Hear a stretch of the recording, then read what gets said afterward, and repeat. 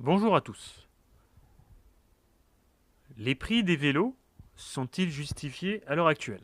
Alors c'est une question que je me pose depuis un moment et à laquelle je vais tenter de donner au moins des éléments de réponse. Parce que c'est vrai que ce qu'on constate depuis le Covid en fait, depuis 5 6 ans, c'est une flambée des prix des vélos, atteignant pour les hauts de gamme à présent des prix équivalents euh, à des motos performantes neuves. D'accord. Donc des vélos à 15 000 euros, ça existe, à 10 000. Alors que parfois pour moins cher, parfois pour 7 8 000 euros, on a des très belles motos. Alors pas des super sportives, mais des choses quand même qui tiennent la route. Et quand on commence à atteindre les 13 14 15 000 euros en moto, là, on commence à rentrer dans la haute performance. Et pourtant, on a des vélos à ces prix-là. Donc, dans ma petite tête, il y a quelque chose qui cloche. Je me dis qu'il y a un problème quelque part. Et en fait, on va essayer d'analyser le pourquoi du comment de cet état de fait que je viens de mettre en place.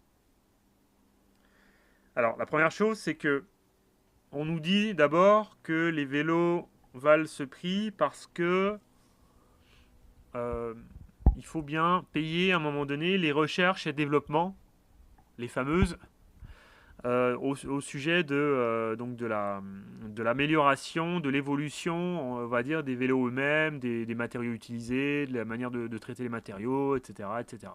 De l'aérodynamisme, voilà. Or, moi je note dans cet argument un petit problème.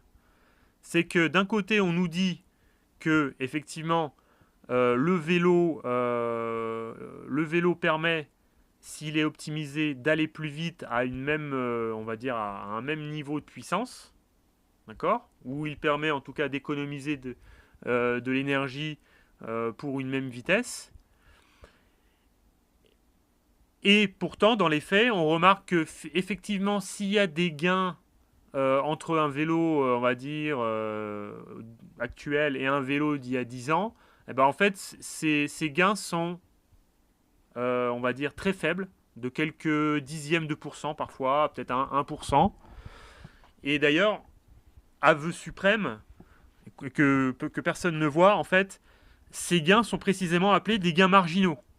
Or, qu'est-ce qu'on constate là? C'est que d'une part, on nous dit que on paye cher des ingénieurs pour faire des recherches et développements sur des améliorations. On passe du temps sur ces améliorations et on nous dit qu'en fait, ça engendre des gains dits marginaux. Et donc, le problème, c'est que pourquoi passer autant de temps et payer aussi cher des gens à promouvoir des gains dits marginaux? À un moment donné, on dépense beaucoup d'un côté et puis on reçoit peu de l'autre. Et c'est ce qui advient dans les faits, en fait, de toute évidence. Donc ça, c'est effectivement un premier problème. Alors je sais que ça ne va pas plaire à beaucoup de monde, mais c'est un fait. C'est que comment c'est possible à un moment donné que des gens soient payés cher pour des gains marginaux et qu'on passe autant de temps sur ces gains, sur ces recherches pour des gains marginaux? C'est pas possible. À un moment donné, il faut être cohérent. Donc, euh, donc ça remet en question l'idée même de recherche et développement au service de l'évolution du matériel en cyclisme. D'autre part, il y a un autre problème, c'est qu'effectivement, euh, on remarque qu'effectivement en cyclisme, c'est pas tant le vélo qui agit sur la performance que le cycliste lui-même. Et d'ailleurs, on le remarque de toute évidence. On voit les temps par exemple, Marco Pantani faisait en col il y a 20-25 ans, avec un vélo en alu, frein à patin, vitesse par câble, mécanique, etc. Et pourtant, Pantani faisait des temps largement supérieurs à la majorité du peloton professionnel actuel. Pourtant, avec des vélos soi-disant qui vont plus vite. Donc vous voyez, ça c'est déjà effectivement une considération fondamentale. Donc ce qu'on remarque, c'est qu'effectivement, le problème de la vitesse en cyclisme, c'est pas tant le vélo que le cycliste lui-même. Alors j'ai l'air d'ouvrir des portes ouvertes, d'enfoncer des portes ouvertes, mais fondamentalement, je le rappelle parce que effectivement, c'est ce que les gens tendent à oublier avec cette idée assez saugrenue, précisément du gain marginal. D'autre part, je voulais aussi dire donc quelque chose d'autre sur la question effectivement des comparaisons que l'on peut faire avec d'autres disciplines, notamment avec d'autres disciplines, d'autres sports dits mécaniques, notamment la moto, la Formule 1. Je ferai remarquer que le cyclisme, puisque la vitesse principale, le principal vecteur de vitesse sur un vélo, c'est le cyclisme lui-même, n'est pas un sport mécanique. D'accord ? C'est un sport d'endurance et de force qui utilise une mécanique, on va dire, rudimentaire, simple, effectivement, pour avancer. Mais, comme je l'ai dit tout à l'heure, l'impact, c'est pas le mot que je cherchais, mais l'impact du vélo, l'action du vélo sur la vitesse elle-même, élevée ou pas élevée, est faiblarde. Alors que, dans le cadre notamment de la Formule 1, l'action de la machine elle-même a une conséquence très élevée sur la vitesse elle-même. Parce que fondamentalement, si effectivement vous mettez un pilote, le meilleur pilote du monde, dans la voiture la plus pourrie du plateau, eh ben, ce meilleur pilote du monde, il va se battre comme il peut, avec son talent, avec son savoir-faire, avec cette voiture, mais jamais de la vie il sera dans le haut du tableau. Il fera ce qu'il peut, il végétera dans le ventre mou au mieux. Au pire, il sera dans les derniers. Mais fondamentalement, le meilleur pilote du monde dans la voiture la plus pourrie, ça marche pas. Alors que le meilleur cycliste du monde avec un vieux vélo, il sera peut-être désavantagé par rapport à certains. Peut-être qu'il ne gagnera pas certaines courses. Parce que voilà, il y a le vélo qui le retient un petit peu, effectivement. On peut l'admettre, admettons. Mais fondamentalement, il arrivera quand même à tirer quelque chose. Et il arrivera à faire, alors peut-être pas jouer la gagne, mais en tout cas à jouer les premières places du classement. Et ça, c'est un fait. On le remarque tous. Combien d'entre vous a-t-il jamais déjà doublé un gars avec un vélo à 10 000 € en carbone dernier cri, alors que vous rouliez en vélo, presque en vélo acier des années 90, quoi. Bon, j'exagère peut-être un peu, mais on pourrait prendre même un vélo alu des années 90 qui pèse 8 kg, quoi, ou entre 7 et 8 kg. Et ça existe. À l'époque, on avait déjà des vélos à 7 kg, je rappelle. Donc, combien de fois ça vous à combien c'est déjà arrivé? J'imagine à un certain nombre. Et moi, personnellement, ça m'est déjà arrivé. Donc, alors que je roule dans un Titane qui pèse 8 kg, tout équipé, quoi. 8 kg, 8 kg 5, selon les roues que je mets. Donc, vous voyez, à un moment donné, c'est bien la preuve que, encore une fois, l'influence du vélo sur la performance en elle-même est infime. Elle est, comme on le dit, comme l'avouent même les marques, marginale. Donc c'est ça qui est tordant. Donc le vélo, le cyclisme n'est pas un sport mécanique, c'est un sport d'endurance et de force, voilà, avec une petite dimension mécanique, mais une dimension mécanique, on va dire, rudimentaire. Alors, autre chose, y a quelqu'un qui me disait, en fait, qui comparait justement la moto GP, l'évolution, la différence entre une moto basique et une moto GP à la différence entre un vélo basique et un vélo de professionnel à 15 000 €. Et je lui disais qu'en fait, effectivement, la différence entre les deux n'a rien à voir, puisque dans un cas, effectivement, la moto GP permet d'aller beaucoup plus vite, aussi bien en ligne droite, en accélération, qu'en vitesse de passage en courbe, que ne le permet un vélo de professionnel comparé à un vélo basique. C'est-à-dire qu'une moto basique on peut considérer qu'elle va 2-3 fois moins vite, globalement, hein, qu'une moto GP, alors qu'un vélo à 15 000 € ne va pas 2 ou 3 fois plus vite, qu'un vélo basique. Et la personne me disait, oui, mais c'est le cycliste qui va vite, c'est pas le vélo. Ah, déjà, première chose, pourquoi alors les marques nous vendent-elles systématiquement le fait que tel vélo permet d'aller plus vite ou permet d'économiser des watts? D'une part, si c'est le cycliste qui va vite. Dans ce cas, il ne faut pas dire que le vélo permet d'aller plus vite. Il faut être cohérent. Et d'autre part, si c'est effectivement le cycliste c'est le cycliste qui va vite et non le vélo, dans ce cas, eh ben, ça remet en question le problème des gains dits marginaux, puisque par définition ce sont des gains marginaux, et en tant que gains marginaux, ça remet en question le problème, la pratique des recherches et développements qui coûtent si cher. Donc ça remet en question la pertinence de ces recherches et développements, si c'est le cycliste qui va vite. Donc on voit bien en fait, ce qui est intéressant, c'est que on est dans une forme de double langage. C'est que d'une part, le marketing nous dit que les vélos dits modernes, je mets entre guillemets parce que ça on pourra en reparler aussi, les vélos dits modernes vont plus vite que les vélos d'il y a ne serait-ce même 10 ans, et encore plus il y a 15-20 ans, d'accord. Mais en même temps, on admet quand même que c'est le cycliste qui a le plus d'influence sur la vitesse.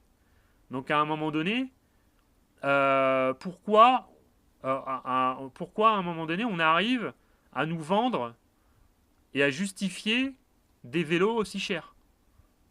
Si effectivement, d'une part, c'est surtout le cycliste qui va vite, et d'autre part, ces vélos chers offrent des gains qui ne sont que marginaux. À un moment donné, il faut être réaliste, faut avoir un peu de bon sens. Ça peut pas marcher. C'est juste pas possible. Donc c'est qu'il y a une entourloupe dans l'affaire. Je sais pas, il y a un truc. Ça, c'est pas logiquement cohérent. Et fondamentalement, ce qu'on remarque, c'est que en fait, tout ce que je viens de dire là, c'est tout simplement une manière, enfin, une mise en question de la valeur des choses. Parce qu'on remarque en fait qu'aujourd'hui, on n'a plus la notion de la valeur des choses. Ce qui fait que les choses, euh, parfois, parfois, est considéré comme ayant de la valeur quelque chose qui a priori n'a pas tant de valeur que ça, même symbolique. Et l'inverse est aussi vrai. On considère des choses sans valeur alors que ces choses ont une valeur ne serait-ce que hautement symbolique. Par exemple, un vélo à 16 000 euros, comme je viens de le démontrer précédemment, on voit bien que du point de vue de la valeur de l'objet en tant qu'il permet d'aller vite, eh ben, elle est faiblarde. Donc en fait, ce qui est faiblard aussi, c'est la pertinence, quelque part, des recherches et développements. Et d'un autre côté, en fait, on prétend que cette chose qui, a priori, du point de vue de la vitesse pure et de la performance pure, a une valeur assez faible, on prétend qu'en fait, elle est équivalente à la valeur d'une MotoGP. Alors que, comme je viens de le dire, la différence radicale entre les vitesses d'une moto basique et une moto GP, elle est stratosphérique. Voilà, c'est un autre monde. Là, je l'ai déjà dit, mais je me répète, mais voilà, c'est important. Donc en fait, euh, tout n'a plus de valeur. Tout n'a plus de valeur ou tout a une valeur en fait. Tout est mélangé, tout est mixé, tout est malaxé, tout est dans la confusion en fait. Il y a plus de. Non seulement en fait, on n'est plus capable en fait de marquer les similitudes rationnelles entre les choses, mais en plus, on est capable de rendre des choses totalement différentes, complètement similaires quelque part, comme à l'exemple qu'on vient de faire entre la moto GP et le vélo à 16 000 euros. À 16 000 euros. Donc en fait, la valeur des choses est totalement rendue confuse par toutes ces considérations et quelle est effectivement fondamentalement d'où vient, je veux dire, fondamentalement cette confusion? Cette confusion vient en particulier du discours marketing, en fait. Parce qu'à un moment donné, l'industrie, quelle qu'elle soit, en cyclisme, mais globalement, il faut qu'elle vende. Donc, pour vendre, il faut flatter non seulement l'utilisateur, mais en plus, il faut mettre en avant des avantages qu'on n'avait pas dans la génération précédente de produits. Donc, en fait, parfois, ça peut conduire effectivement à grossir les traits des gains apportés, à dire que ces gains apportés ont nécessité un travail énorme en amont par des ingénieurs, par des concepteurs, etc. Et ainsi à justifier les prix stratosphériques appliqués. Oui, mais c'est cher, ça équivaut à une moto GP en termes de prix ou de je sais pas quoi, parce que effectivement, il y a des tas d'équipes derrière qui ont réfléchi sur la question. D'accord, mais à la fin, je suis désolé, je le dis et je le répète, les gains demeurent marginaux. Donc à un moment donné, je crois que c'est ce que j'appelle un peu à faire, c'est revenir à un moment donné à la valeur des choses, revenir au bon sens. Et j'allais dire même revenir au bon sens de la valeur des choses, parce qu'à un moment donné, il y a des choses, je crois, mais ça s'observe et tout le monde peut le dire, je pense, à un moment donné, si on se détache comment dire, du conditionnement socio-économique, on va dire, il y a des choses qui ont plus de valeur que d'autres. Et je pense qu'à un moment donné, il n'y a pas forcément fondamentalement besoin de devoir le justifier de long en large en travers pour le savoir, en tout cas pour le sentir. Il y a des choses qui sont plus complexes de conception que d'autres. Il y a des choses qui symboliquement ont plus de sens que d'autres. Enfin bref, en fait, derrière ces considérations de double langage entre le discours marketing et le discours réel dont je viens de parler, il y a cette notion du sens de la valeur des choses qui se perd aujourd'hui. Et donc j'appelle voilà, à essayer, dans la mesure du possible, c'est compliqué, je le sais, même pour moi, de se détacher du conditionnement dont je parlais, socio-économique, marketing, même idéologique d'une certaine manière, et d'essayer de revenir à quelque chose de plus, peut-être de plus authentique, de moins médiatisé, si je puis dire. Voilà, de moins médiatisé, de plus immédiat, on va dire, avec les choses elles-mêmes. Donc c'est très profond ce que je dis là, ça a l'air un peu perché, mais fondamentalement, il suffit à un moment donné de se poser, de respirer, de réfléchir, de se remettre cette phrase dans la tête, de remettre ce que je viens de dire dans la tête là, à l'immédiateté des choses, revenir à quelque chose de plus authentique, peut-être de plus pur d'une certaine manière, même si la pureté n'est pas de ce monde, c'est pas la question, mais voilà, pour effectivement essayer de se reconnecter à ce qui vaut vraiment la peine quelque part, à ce qui vaut vraiment la peine d'être considéré comme étant de valeur ou moins de valeur.